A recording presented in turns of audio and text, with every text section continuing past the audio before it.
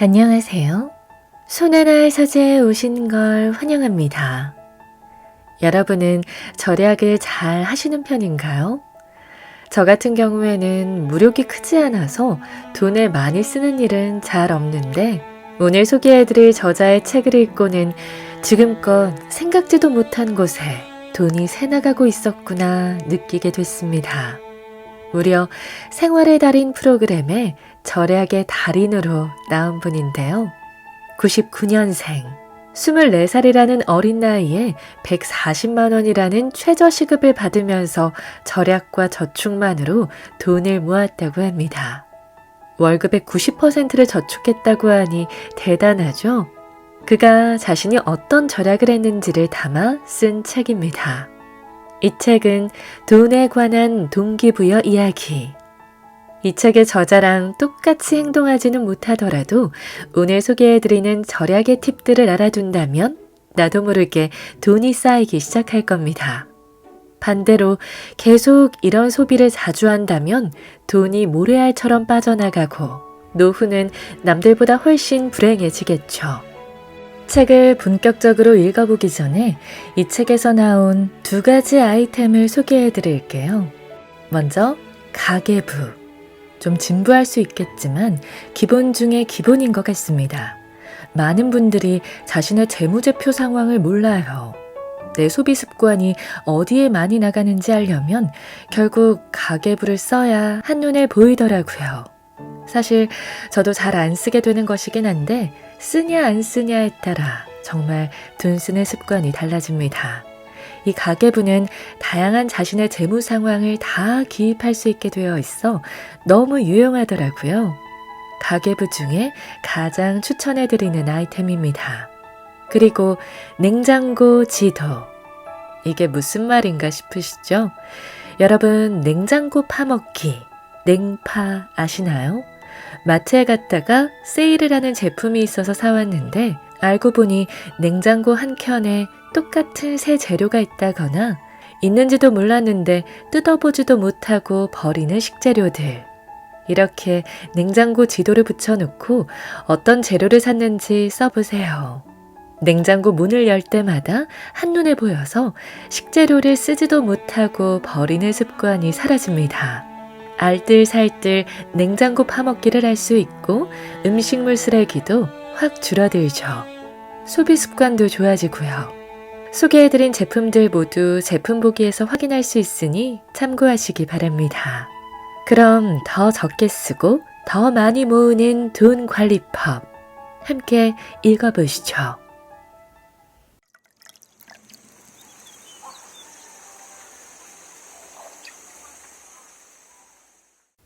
신용카드 할부는 그만. 이제 진짜 돈도 덜 쓰고 절약해야지 하는 결심이 섰다면 축하한다는 말과 함께 신용카드를 쓰는지 카드 할부 서비스를 이용하는지를 묻고 싶다. 할부는 한 번에 지출하기 부담스러운 금액을 월마다 나눠내는 분납을 통해 결제 부담을 줄여주는 편리한 방식이다. 하지만 사소한 지출도 습관성 할부를 하게 되면 점점 감당하기 어려운 지출로 쌓이게 되고 결국 숨만 쉬어도 나가는 지출로 인해 정확한 소비 계획을 세우기 어렵게 만든다. 그런 이유로 소비 절제가 잘 되고 있는 나 역시 체크카드만 사용하고 있다. 내가 신용카드를 쓰지 않는 4가지 이유가 있다. 첫째, 후불 결제 시스템은 지출 파악이 어렵기 때문이다.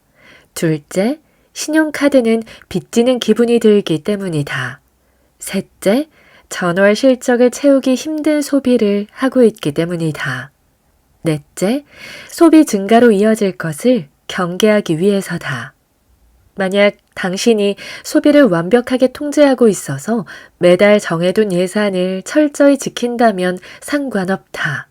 하지만 5만 원, 10만 원의 소액도 할부로 결제하고 월급이 모두 신용카드 할부 대금으로 사라지는 상황이라면 할부 인생부터 청산해야 한다.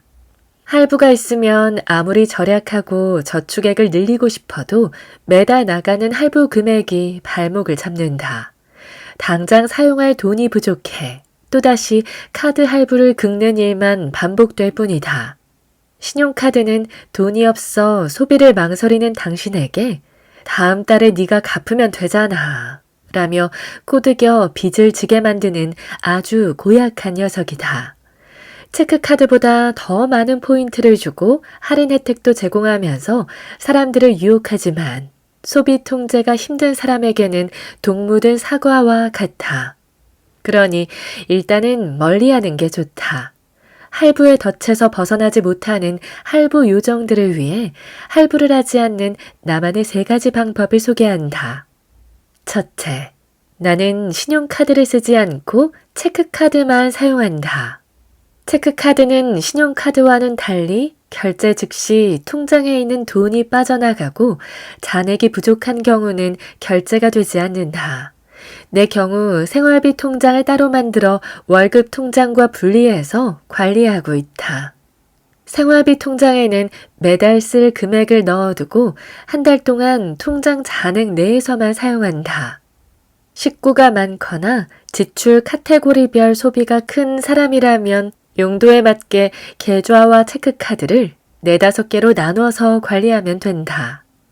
나는 첫 시작부터 통장을 너무 쪼개서 관리하면 복잡해서 금방 포기할 것 같아 월급 통장, 저축 통장, 생활비 통장, 비상금 통장으로만 구분했다.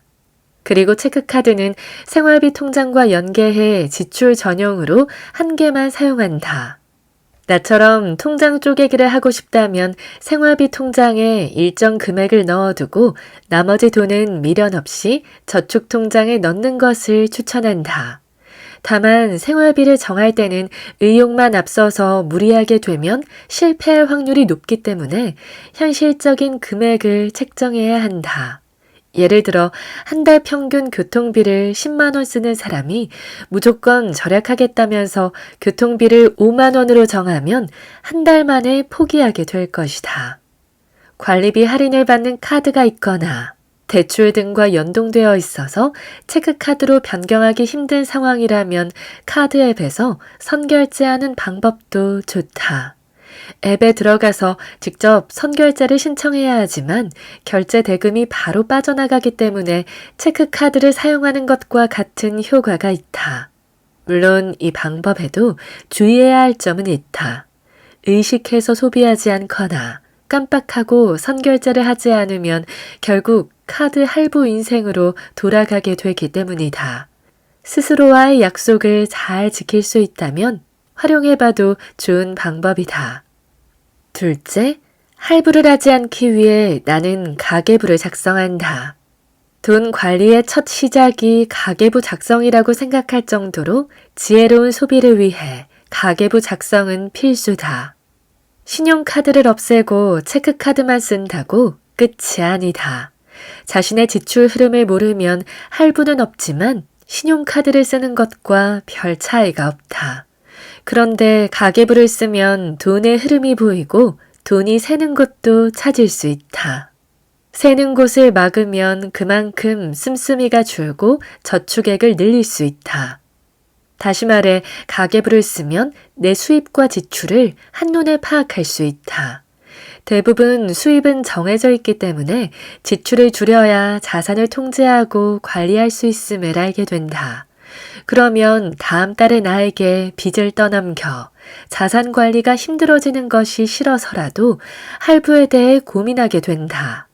만약 할부가 많이 쌓여 있다면 할부 청산 플랜부터 짜야 한다.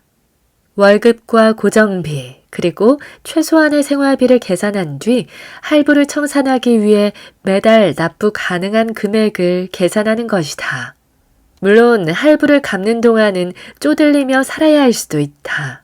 하지만 그렇게 해서라도 이번 달 할부 금액을 갚기 위해 다음 달 월급에 의존하는 삶에서 하루빨리 졸업해야 한다.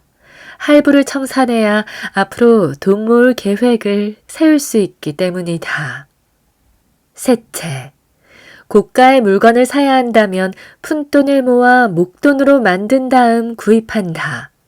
살다 보면 뜻하지 않게 목돈을 들여 물건을 사야 할 일이 생기곤 한다. 가전제품을 구매하는 게 대표적이다. 한번 사놓으면 오랫동안 쓰지만 고장이라도 나서 새 제품을 구매하려면 한두 푼 드는 게 아니다. 꼭 가전제품만이 아니다. 이제는 고가의 제품이 된 휴대폰도 그렇다. 잔고장이 많아지고 부품을 교체해봐도 얼마 사용하지 못할 때가 있다. 가전제품이나 휴대폰은 한 번에 큰 돈이 필요하기 때문에 교체해야 할 때가 다가오면 매달 조금씩 비상금을 모아두면 할부를 피할 수 있다. 무이자 할부도 잘만 이용하면 현명한 소비를 할 수 있다고 말하는 사람들이 있다. 하지만 신용카드는 대부분 이구얼 결제이기 때문에 지금은 돈이 없는 내가 빚을 져서 물건을 구매하는 개념이다. 돈이 없다면 돈을 안 쓰는 것이 소비 습관의 기본이 되어야 한다. 내가 가진 돈의 범위 내에서만 쓰는 것이 돈을 모으는 가장 쉽고 심플한 방법이다. 식비를 줄이는 현실적인 노하우. 고물가 시대가 되면서 가계부를 보면 식비가 높은 비중을 차지한다는 사람들이 많다.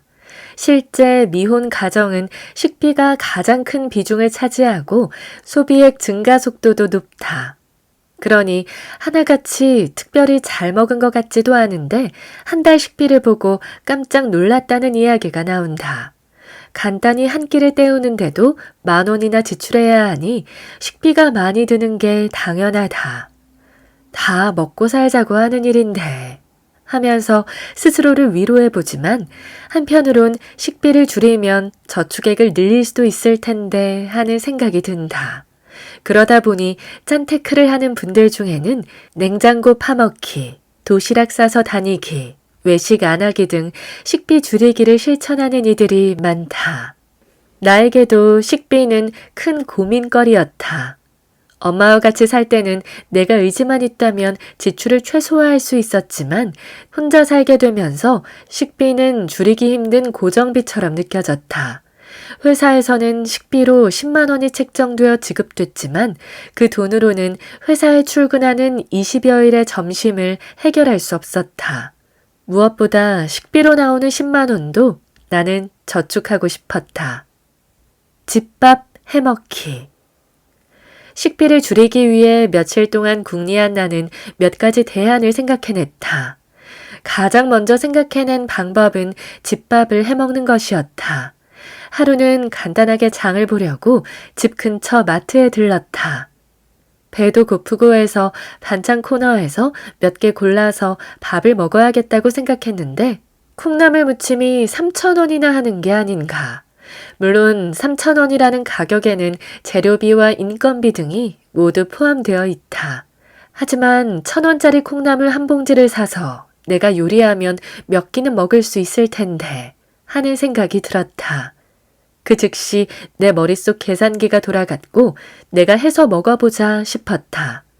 나는 요리에 대해 아무것도 알지 못하는 요알못이었지만 그래도 크게 걱정되지는 않았다. 인터넷에 검색하면 만들고 싶은 요리에 대한 방법이 상세히 나오기 때문이다. 자취하면서 본격적으로 집밥을 해먹기로 한 후 유튜브를 보면서 처음으로 된장찌개를 끓여보았다. 생각보다 괜찮았다. 식비를 줄였다는 뿌듯함 때문인지 더 맛있었다. 이후 요리하는 횟수가 늘어나면서 지금은 저렴한 제철 재료를 사서 다양한 반찬과 국을 만들 만큼 실력이 좋아졌다. 저렴한 한 끼를 위한 나만의 노하우도 생겼다. 우선 장을 볼 때는 콩나물, 어묵, 두부, 양파, 양배추, 버섯 등 비교적 저렴한 재료를 사서 무치고 볶고 지지면서 다양한 반찬을 만들었다. 저렴하고 신선한 재료를 사기 위해 가끔 재래시장도 갔는데 야채는 마트보다 확실히 싸고 양도 많았다.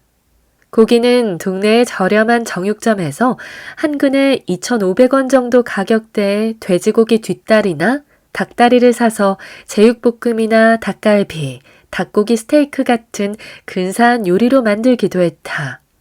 요리하고 남은 자투리 재료들을 조합해 새로운 요리로 만드는 재미도 알게 되었다. 요리를 하다 보니 외식 메뉴도 집에서 만들 수 있었다. 좋아하는 피자를 먹고 싶을 때는 또르띠아와 피자 치즈, 베이컨 소스 등으로 직접 만들어 먹었다. 한 판에 2, 3만 원 정도 하는 피자 대신 그 재료비로 직접 만들면 10판은 구울 수 있었다.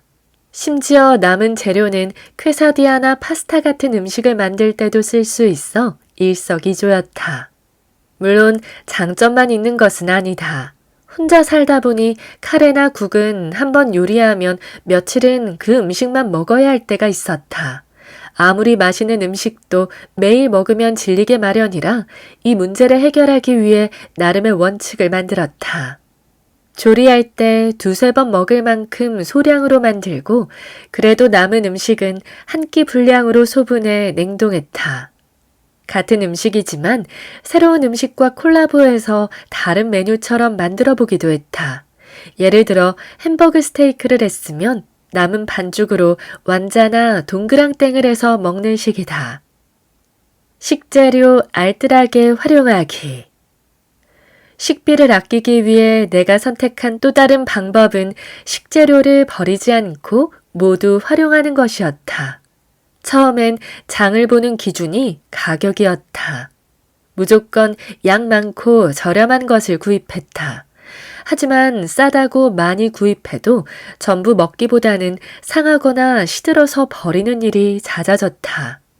처음엔 상한 재료를 버리면서 어차피 싸게 샀으니 괜찮아 라고 생각했지만 그게 아니었다. 내가 힘들게 번 돈을 음식물 쓰레기로 만들어서 내 손으로 버리는 꼴이었다. 이후 그램수 대비 가격이 저렴한 재료에 집착하지 않기로 했다. 장을 볼 때는 1, 2주 이내에 먹을 수 있을 만큼만. 신선식품은 귀찮더라도 필요할 때마다 약간만 구입했다. 그리고 쉽게 상하는 재료는 잘 손질해서 냉동실에 보관했다. 예를 들어 애호박이나 버섯 같은 경우 쉽게 상하는 편인데 하루 이틀 지나면 잘 다듬어서 소분한 다음 냉동해 두고 찌개를 끓일 때 사용했다. 그러다 보니 버리는 식재료가 거의 없었다. 음식 먹을 때의 습관도 바뀌었다. 음식이 상하지 않도록 먹을 만큼만 덜어서 먹기 시작한 것이다.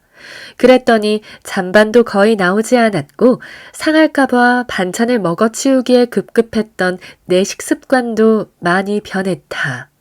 필요한 만큼만 덜어 먹으면서 신선한 음식을 먹게 되면 물론 식비도 아낄 수 있었다.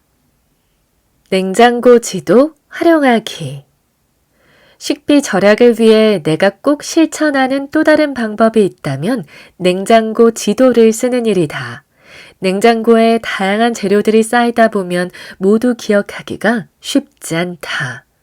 좁은 자취방 냉장고에도 기억에서 잊히고 버려지는 음식이 있다.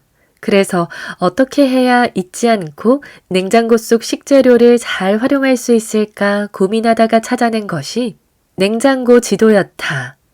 냉장고, 냉동고, 실온에 보관한 음식의 종류와 개수 등을 함께 적어두는 것인데 이렇게 해두면 식재료 상태를 한눈에 확인할 수 있고 어떤 재료가 있는지도 바로 파악할 수 있다. 고백하자면 사실 나는 냉장고 지도를 알게 된 뒤에도 바로 활용하지는 않았다. 식재료를 일일이 정리하고 사용한 재료를 지우는 일련의 과정이 너무 귀찮게 느껴졌기 때문이다. 냉장고 지도를 본격적으로 활용하게 된 데는 계기가 있었다. 마트에 갔다가 참치 통조림이 세일하고 있어서 구입했는데 집에 돌아와서 정리하려고 보니 찬장 구석에 같은 통조림이 있었다. 며칠 뒤에는 냉장고에서 유통기한이 한참이나 지난 소스를 발견하기도 했다. 더는 피하면 안 되겠다 싶어서 그때부터 냉장고 지도를 작성하기로 결심했다. 냉장과 냉동, 실온, 소스, 그리고 사야 할 것으로 칸을 나누었다. 그런 다음 구석구석 처박아둔 재료들을 모두 꺼내 하나씩 정리해 나갔다. 매번 먹을 게 없다고 생각했는데 생각보다 집에는 식재료가 많이 있었다. 유통기한이 얼마 남지 않아 빨리 먹어야 하는 것들도 있었다. 그렇게 냉장고 지도를 작성한 날부터 나는 한동안 식재료를 구입하지 않았다. 냉파를 하면서 냉장고에 있던 재료를 소진하면서 하나씩 지워나갔다. 일주일 정도 지나자 그제야 냉장고에 보관되어 있던 재료들을 거의 사용할 수 있었다. 이후에는 냉장고 지도를 쓰기가 편해졌다. 필요한 식재료가 있으면 미리 냉장고 지도에 적어두었다가 장 볼 때 구입했다. 수기로 냉장고 지도를 쓰면서 느낀 가장 큰 장점은 직관성이었다. 불필요하게 냉장고를 여닫으며 전기세를 지출하지 않고도 냉장고 앞에만 가면 어떤 식재료가 있는지 살펴보기 쉽고 종이 한 장만 보고도 오늘 해먹을 음식 레시피가 뚝딱 그려졌기 때문이다. 사 먹는 게 더 싸다고? 흔히 혼자 살면 밖에서 사 먹는 게 더 낫다고들 말한다. 요리를 하겠다고 직접 장을 보고 각종 양념을 구비하는 게 더 수고롭고 안 먹고 버리는 음식이 더 많다는 이유에서다. 일주일에 한 번 정도 집에서 밥을 해먹는 사람이라면 그럴 수 있다. 하지만 식비를 줄여서 저축을 늘리고 싶은 사람에게는 집밥을 추천한다. 건강도 챙기고 식비를 확실히 줄일 수 있다. 귀찮고 부담스럽다면 한 달만이라도 습관적인 외식이나 배달을 줄이고 집밥 해먹기를 실천해보자. 보통 배달을 하게 되면 2만 원 정도의 지출이 생긴다. 이 돈으로 장을 본다면 적어도 하루 이틀가량의 식비가 해결된다. 식비가 얼마나 줄어드는지 눈으로 직접 확인한다면 안 할 이유가 없을 것이다. 집밥 생활을 한다면 지금 사용하는 식비의 2분의 1 이상은 줄어들 것이다. 회사 잔반을 쌓은 이유. 예전 내 유튜브 영상과 기사, 방송 등을 보면 회사에서 점심때 나온 잔반을 쌓아 저녁을 해결하는 모습이 있다. 당시 다니던 회사는 식비 10만 원 대신 출장 뷔페 형식으로 점심을 제공했다. 회사 인원수에 맞게 음식을 차려주면 직원들이 알아서 밥과 반찬을 가져다 먹는 시스템이었는데 항상 음식이 남았다. 그 잔반을 보며 아깝다는 생각을 했는데 하루는 출장 뷔페 사장님께서 남은 음식은 필요하신 분이 가져가도 좋다고 하셨다. 사장님 이야기를 듣고 나는 다음 날부터 반찬 용기를 챙겨와 잔반을 가져왔다. 자취생에게 나물 반찬은 구경하기 힘든데 정말 좋은 기회였다. 처음에 내가 잔반을 싸가는 모습을 본 다른 동료들은 굳이? 라고 생각하는 듯 하더니 얼마 지나지 않아 하나둘 잔반을 챙겨가기 시작했다. 사실 회사 잔반을 챙겨가는 게 일반적인 모습은 아니다. 하지만 자취를 하거나 돈을 아끼고 싶은 사람 중에는 내 덕분에 용기 내어 잔반을 챙겨올 수 있었고 덕분에 식비를 많이 줄였다는 이야기를 아직도 듣는다. 회사 잔반이 아니더라도 각자 주어진 환경에서 식비를 아낄 수 있는 자신만의 방법을 찾아보길 바란다. 진짜 입을 옷이 없나요? 나는 어릴 때부터 심한 고도 비만이었다. 해마다 10kg 넘게 살이 찌다가 최고 몸무게 134kg을 찍은 적도 있었다. 그러다 보니 예쁜 옷을 사고 꾸미는 것과는 거리가 멀었다. 그저 몸에 맞는 옷을 찾아 입기 바빴다. 예쁘게 꾸미고 다니는 친구들이 부러웠고 친구들처럼 예쁜 옷을 마음대로 못 입는 게 서럽기도 했다. 그러다가 고등학교 2학년 때 다이어트를 해서 50kg 정도를 감량했다. 사람 하나가 빠져나간 셈이었는데 당시 그간의 서러움을 풀기라도 하듯 마음에 드는 옷을 질러댔다. 그 시기를 지나 지금은 많이 달라졌다. 최근 5년 동안 내 돈으로 산 옷은 5벌도 채 되지 않는다. 갖고 있는 옷은 옷장 하나에 모두 들어갈 정도로 적은 양이다. 패션, 액세서리도 신발 6켤레와 가방 3개가 전부인데 이것만으로도 불편함 없이 잘 지내왔다.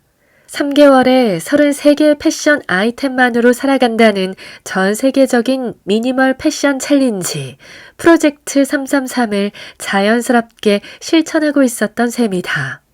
요즘은 더 이상 예쁜 옷을 마음대로 못 사는 게 서럽거나 부럽지 않다. 오히려 지금의 내 생활에 매우 만족하고 있다. 옷이 많아서 얻는 이점보다 미니멀리스트로서의 장점이 훨씬 더 많다는 것을 알게 되었기 때문이다. 먼저 바쁜 아침 시간에 옷을 고르면서 시간을 허비하지 않게 되었다. 갖고 있던 옷들 중에서 절반을 정리했지만 입을 옷이 없다고 고민한 적이 없다. 선택지가 줄었기 때문에 정신적인 에너지 소모도 줄었다. 덕분에 갖고 있는 옷 중에서 잘 어울릴 만한 것들을 조합하는데 1분도 걸리지 않는다. 갖고 있는 옷이 줄어들면서 불필요한 공간 낭비도 줄었다. 한겨울에 입는 롱패딩처럼 부피를 많이 차지하는 옷을 포함해 내가 가진 옷을 모두 정리해도 자취방 옷장 하나면 충분하다. 즉, 옷을 보관하는데 0.2평 옷장 하나만 있으면 되는 것이다. 좁은 자취방에서 한 평이 아쉬운 자취생에게 공간 확보는 중요한 문제다. 그만큼 옷의 개수를 줄여서 얻는 이득은 무척 크다. 꾸민비 지출이 없다 보니 돈을 절약하게 되는 것은 당연하다. 예뻐서 싸서 입을 옷이 없다며 구입한 옷들은 막상 갖고 있는 옷과 어울리지 않아서 제대로 활용하지 못하는 경우가 많았다. 내가 옷을 절반 이상 정리한 것도 그런 이유 때문이었다. 나도 저렴한 반팔 티셔츠를 여러 장 사거나 특별한 날 입겠다고 원피스를 산 적이 있다. 하지만 질이 좋지 않았던 반팔 티셔츠는 몇 번 입지도 않았는데 목이 늘어나서 하나둘씩 버려야 했고, 원피스는 평소에는 입기 힘든 디자인이라 옷장 속에 처박힌 신세였다. 어떻게든 원피스를 입어보려고 어울릴 만한 셔츠를 사려 했지만 실패했다. 결국 이 모든 것이 돈 낭비임을 깨달은 후로는 옷을 살 때 기존 옷과 매치되는지를 고민하게 되었다. 그렇다면 이제 생각해 봐야 한다. 정말 입을 옷이 없는 걸까? 새 옷과 과거의 옷이 뒤엉킨 옷장은 혼돈 그 자체다. 거기서는 설령 입을 만한 옷이 있더라도 제대로 보이지 않는다. 아마 대부분 옷장 속에 2년 이상 입지 않은 옷들이 꽤 많을 것이다. 우선 비워보자. 그래야 내게 정말 어울리는 것이 어떤 것인지, 절대 사지 말아야 할 스타일은 어떤 것인지 보인다. 나는 옷을 정리할 때 A, B, C로 분류한다. A는 정말 자주 입는 옷이다. B는 1, 2년에 한 번 입는 옷이다. C는 2년 이상 한 번도 입지 않거나 상태가 좋지 않은 옷이다. 이렇게 나눈 뒤 C는 바로 정리하고 B 중에서 꼭 필요한 옷만 남긴다. 이렇게 분류해보면 A는 몇 가지 없고 B와 C가 수두룩할 수도 있다. 그래도 한번 정리해두면 내가 가진 옷이 한눈에 들어와서 더 잘 활용하게 된다. 뒤죽박죽 너무 많은 옷들로 어떤 걸 입어야 할지 막막하다면 A, B, C로 분류해 옷 정리를 해보자. 시간은 물론 공간과 돈도 절약된다. 한때 내 소원은 형형색색 화장품과 반짝이는 장신구가 가득한 화장대를 갖는 것이었다. 그러다 보니 화장대는 없었지만 액세서리를 가끔 구입하곤 했다. 어느 날 청소를 하다가 보석함을 열어봤는데 생각보다 액세서리가 많았다. 길에서 예쁘다고 산 큐빅 목걸이, 친구와 함께 산 값싼 커플링 등 좋기 10개는 넘어 보였다. 문제는 그 중에서 쓸만한 건 하나도 없었다는 것이다. 액세서리를 살 때는 분명 이유가 있었지만 시간이 지나서 보니 정말 아무짝에도 쓸모가 없었다. 차라리 여기에 쓴 돈을 모두 모아 심플한 디자인의 18K 반지를 샀다면 평소에 잘 매치하면서 사용했을 것이다. 이후 나는 충동으로 액세서리를 사지는 않는다. 화장품도 마찬가지다. 가끔 서랍을 정리하다 보면 유통기한이 지났거나 유행이 지나서 거의 안 쓰는 화장품들이 있다. 특히 언제 받았는지 기억도 가물가물한 샘플 화장품들이 무더기로 나온다. 하루는 날짜가 지난 화장품들을 정리하는데 몇 번 쓰지도 않은 선크림을 발견했다. 그날따라 유독 버려야 할 자잘한 화장품들도 많았는데 순간 이걸 모두 내 돈으로 샀다는 생각에 허탈했다. 이후 화장품도 꼭 필요한 것만 구입하게 되었다. 그 결과 지금 나에게 남은 것은 손바닥만한 파우치에 들어갈 정도의 화장품들과 녹슬지 않은 서지컬 스틸 반지 2개, 엄마가 선물해준 18K 목걸이, 패브릭 팔찌와 2만원짜리 시계뿐이다. 그래도 나는 이걸로 충분하다. 비워낸 이후 나는 더 풍요로워졌다고 감히 말할 수 있다. 예쁜 쓰레기는 이제 그만. 나는 예쁜 것에 집착하는 편이다. 어린 시절부터 작고 귀여운 지우개나 스티커 같은 자잘한 소품들을 모으곤 했다. 어른이 되어서도 마찬가지였다. 자취를 하기 전까지만 해도 비슷한 디자인의 에코백을 여러 개 산다거나 하나면 충분한 무드 등을 2-3개 산 적도 있다. 예뻐서 충동구매로 산 휴대폰 케이스들은 포장도 뜯지 않은 채 처박혀 있곤 했다. 필요 없는 물건에 의미 부여를 하면서 버리지 못하는 습관도 있다. 그러다 보니 안 그래도 좁은 집은 발 디딜 틈 없을 정도였다. 정리는 고사하고 어디에 어떤 물건이 있는지 몰라서 같은 물건을 또 사는 일도 있었다. 우리 집은 그야말로 예쁜 쓰레기들에게 점령되고 말았다. 변화의 계기가 된 것은 20살 때 유튜버이자 여행작가인 박건우님의 미니멀 유목민이라는 채널을 구독하게 되면서부터다. 배낭 하나에 자신이 가진 모든 것을 넣을 수 있는 사람. 가진 물건이 많지 않아도 행복하게 살아가는 그분의 모습은 예쁜 쓰레기들과 한 몸이 되어가던 내 삶을 돌아보게 했다. 그날 바로 집안의 모든 물건들을 정리하기 시작했다.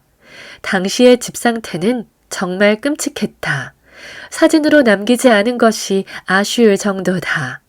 엄마랑 사는 24평 집은 60평쯤은 되어야 감당할 수 있을 정도의 엄청난 물건들이 뒤죽박죽으로 뒤섞여 있었다. 서랍 하나 정리하는데도 2시간이나 걸릴 정도였다. 그렇게 꼬박 한 달을 정리한 후에야 비로소 내가 원하는 집의 형태를 갖출 수 있었다. 정리를 통해 나에게 꼭 필요한 물건만 남긴 후 내 삶도 크게 변했다. 우선 자리만 차지하던 예쁜 쓰레기들이 사라지니 물건들은 각자의 쓰임새를 되찾게 되었고 더 알차게 사용할 수 있었다. 집이 깔끔하게 정리되니 정서적 안정과 마음의 평화를 갖게 된 것은 물론이다. 덕분에 스트레스 해소를 위해 물건을 구매하는 일도 없어졌다. 물론 가끔 충동적으로 사고 싶은 물건이 생기기는 했다.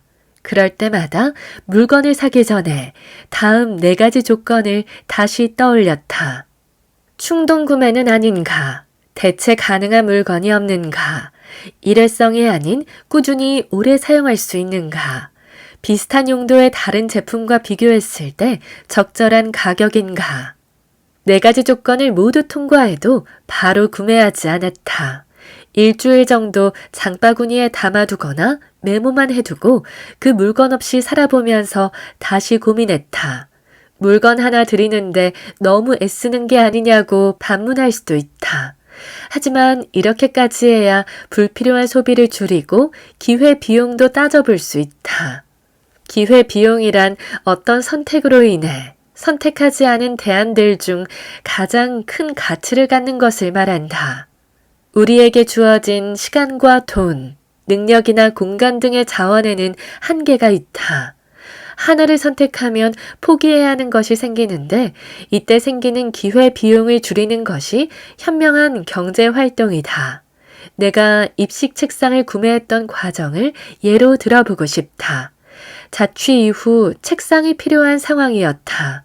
그래서 나의 소비 원칙에 따라 오래도록 고민했다. 책상은 충동 구매도 아니었고 집에 대체 가능한 물건도 없었다. 또 한 번 사면 꾸준히 오래 사용할 수 있는 물건이었다. 그렇게 책상을 구매하기로 결정한 뒤 다시 좌식 책상을 살 것인지 입식 책상을 살 것인지를 고민했다. 좌식 책상이 가격적인 면에서 더 합리적이었지만 좌식 책상을 사용하기엔 오랜 시간 앉아 있을 경우 허리에 무리가 가서 고민이 되었다. 실제 첫 자취방에서 좌식 책상을 사용했을 때 겪은 단점이었다. 결국 고민 끝에 입식 책상으로 결정했다. 당근마켓을 통해 상태가 좋은 책상은 13,000원에 구매했고 의자는 무료 나눔으로 받았다. 오랜 고민 끝에 우리 집에 입성한 입식 책상은 대만족이었다. 명확한 작업 공간이 생긴 기분이었다. 책상에서 나는 책을 읽고 글을 쓰기도 하고 유튜브를 편집하는 공간으로도 활용하고 있다. 살면서 소비를 안 할 수는 없다. 하지만 생각 없이 지갑을 여는 일은 이제 지양해야 한다. 뻔한 소리라고 말할 수도 있겠지만 결제 버튼을 누르기 전에 잠깐 숨을 고르고 한 번만 더 고민해보자. 앞에서 내가 제시한 4가지 기준처럼 자신만의 소비 원칙을 세워보라. 나의 기준을 참고해도 좋다. 그런 다음 사고 싶은 물건을 장바구니에 담아두고 자신만의 원칙에 따라 꼼꼼히 따져보자. 그러면 정말이지 불필요한 소비를 줄일 수 있다. 찾아보자 대체품. 내가 가장 확실하게 지출하지 않는 첫 번째 방법으로 꼽는 것은 대체 가능한 물건 활용하기다. 자취를 시작하면서 최대한 돈을 안 쓰기 위해 고군분투하면서 버려질 뻔한 물건들의 새로운 용도를 찾게 되었다. 일회용 테이크아웃 컵을 화분으로 활용하거나 다 먹은 된장 용기를 세척해 다른 용기로 사용하고 빵을 묶었던 끈을 모아두었다가 각종 전선을 정리할 때 활용하는 식이다. 내가 사용한 물건을 재활용하고 리폼하면서 대체품으로 활용하는 재미에 빠진 것이다. 그 중에서 가장 유용했던 3가지를 공유해 본다. 유리병 활용하기. 집밥을 해먹다 보니 좁은 부엌이지만 이런저런 통이 제법 필요했다. 수돗물을 음용하기 전 생수 대신 물을 끓여 먹었는데 본가에서 가져온 귀리나 구기자, 작두콩 등을 보관할 통도 필요했다. 반찬을 하려면 고춧가루, 설탕, 소금처럼 통에 넣어서 보관해야 하는 조미료도 제법 많았다. 모양이나 컬러에 맞춰 밀폐 용기를 갖추고 싶은 마음도 있었다. 그런데 살림 고수들의 주방을 살펴보니 일부러 깔맞춤 용기를 사용하기보다 기존에 사용하던 다양한 용기를 재활용하는데 그 모습이 훨씬 더 세련돼 보였다. 나는 그런 솜씨까지 발휘할 수는 없지만 용기들을 재활용해 볼 수 있겠다는 생각이 들었다. 무엇보다 저렴하게 1,000원에서 3,000원 정도 하는 용기들을 구입해봤자 또 다른 저렴하고 새로운 용기를 보면 욕심날 게 뻔했다. 그래서 처음으로 세척해둔 스파게티 소스병을 사용해 보았다. 잘 씻어서 물기까지 말린 유리병에 고춧가루를 담아보니 내가 전에 구입한 1,000원짜리 용기보다 더 근사해졌다. 이후 나는 유리병이 생기면 깨끗하게 씻어서 열탕 소독까지 한 뒤 활용하기 시작했다. 직접 말린 육수용 팥뿌리, 다시마, 끓인 물 용도의 곡물, 각종 조미료 등을 차곡차곡 유리병에 보관했다. 그렇게 내가 사용하던 유리병을 재활용하면서 찬장을 하나씩 채워나갔다. 그리고 유리병을 꺼내기 쉽게 회사에서 가져온 1리터 페트병을 가로로 길게 잘라 정리함으로 만들었더니 살림 고수들의 세련된 찬장처럼 보였다. 내가 재활용한 유리병은 각기 크기가 다른 용량이라 내용물의 양에 따라 바꿔가며 사용할 수 있어서 더 유용하다. 지퍼백의 재활용. 직접 집안 살림을 해보니 많은 쓰레기가 나왔지만 그 중에서도 비닐류가 압도적으로 많았다. 제로 웨이스트에 관심을 갖고 쓰레기를 줄이는 방법을 고민하게 되면서 다양한 방법을 찾기 시작했다. 그러던 중 재활용 관련 영상을 보게 되었다. 그 영상은 한 번 사용한 비닐이나 지퍼백 등 비닐류를 재활용하는 방법을 알려주는 내용이었다. 영상에서 주인공은 식품을 포장했던 지퍼백을 세척해서 생닭을 담아오고 손질하고 남은 식재료를 비닐에 보관하기도 했다. 시리얼이 담겨있던 은박 지퍼백에 운동화와 뜨거운 물, 세제를 넣어 때를 불린 다음 손쉽게 운동화를 세탁하기도 했다. 그 영상을 본 다음 집에 있는 비닐류를 다시 살펴보았다. 한 번 사용한 지퍼백은 생각보다 튼튼했고 냉기를 유지하기 위해 은색 코팅이 되어 있는 것도 있었다. 구멍 하나 없이 멀쩡한데 한두 번 사용했다고 지퍼백을 그냥 버리자니 아까웠다. 그 후로 튼튼한 지퍼백이 생기면 깨끗하게 세척해 말려두었다가 애매하게 남은 음식, 오래 보관해야 할 식재료 등을 보관할 때 사용한다. 그리고 자잘해서 정리하기가 쉽지 않은 메모지나 스티커, USB 등을 지퍼백에 넣어 보관하기도 한다. 그렇게 6년 동안 나는 새로운 지퍼백을 구입하지 않고도 살림을 거뜬히 잘 해내고 있다. 마스크끈의 재탄생. 코로나로 한창 마스크를 많이 사용하던 때가 있었다. 코로나는 지났지만 미세먼지나 독감이 유행할 때는 또다시 마스크를 사용하는 경우가 많았다. 코로나 시기에는 버려지는 마스크로 환경오염이 더 심각해지고 있다는 기사를 자주 접했다. 당시 일회용 마스크를 사용하고 나면 그나마 마스크 끈을 잘라서 버리는 게 지구를 위해 내가 할 수 있는 최소한의 예의였다. 그러던 어느 날 컴퓨터와 텔레비전을 올려둔 선반을 청소하는데 정리 안 된 전선들이 너무 지저분해 보였다. 케이블 타이가 필요하겠다는 생각이 들었다. 나중에 한두 개를 장만해야 하나 생각하고선 지금 당장엔 고무줄로라도 정리해야겠다 싶었다. 그런데 고무줄도 눈에 보이지 않았다. 그때 내 눈에 들어온 것이 다 쓴 마스크였다. 대체품 활용하는 게 주특기인 나는 고무줄 대신 마스크끈을 사용하기로 했다. 다 쓴 마스크에서 끈만 잘라내 케이블 타이 대신 전선을 정리하는데 활용했다. 마스크끈은 내가 생각한 것 이상으로 질기고 튼튼해서 웬만한 힘으로도 끊어지지 않았고 전선 정리도 깔끔하게 마무리되었다. 처음에는 임시방편으로 생각했는데 마스크끈은 생각보다 활용도가 좋았다. 이후부터 나는 마스크를 버릴 때 끈을 잘라서 따로 모아두고 있다. 전선 정리용으로는 이미 충분하고 머리끈으로 가장 많이 사용하고 있다. 마스크끈의 양쪽 끝을 풀리지 않게 단단히 묶으면 탄력 있는 머리끈 대체제가 된다. 노란 고무줄의 경우 머리를 묶으면 줄 사이에 머리가 엉켜 불편한데 마스크끈은 깔끔하게 머리 묶기가 가능하다. 머리끈은 몇 개씩 사두어도 자주 잃어버려서 매번 새로 구입하는 물건이었는데 마스크끈을 사용하면서부터는 더 이상 사지 않는 품목이 되었다. 마스크끈은 머리끈 외에 옷장 서랍을 정리할 때도 유용하다. 원피스나 치마같이 후들후들한 재질의 옷은 깔끔하게 개기도 힘들고 모양을 유지하기도 힘들어서 서랍에 넣어도 금세 흐트러진다.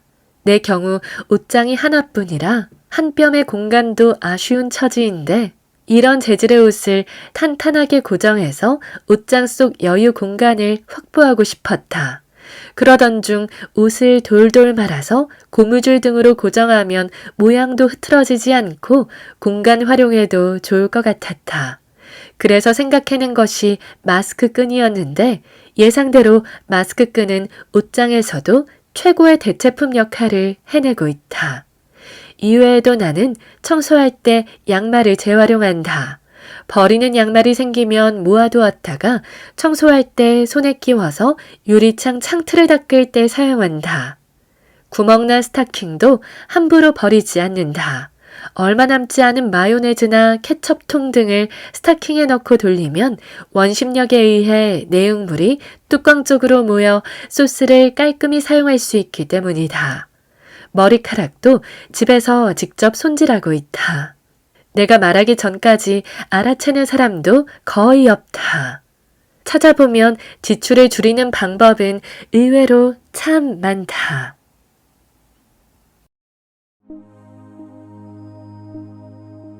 오늘 저와 함께한 시간 어떠셨나요? 편안한 시간이 되었길 바라며 또 들러주시길 기다리겠습니다.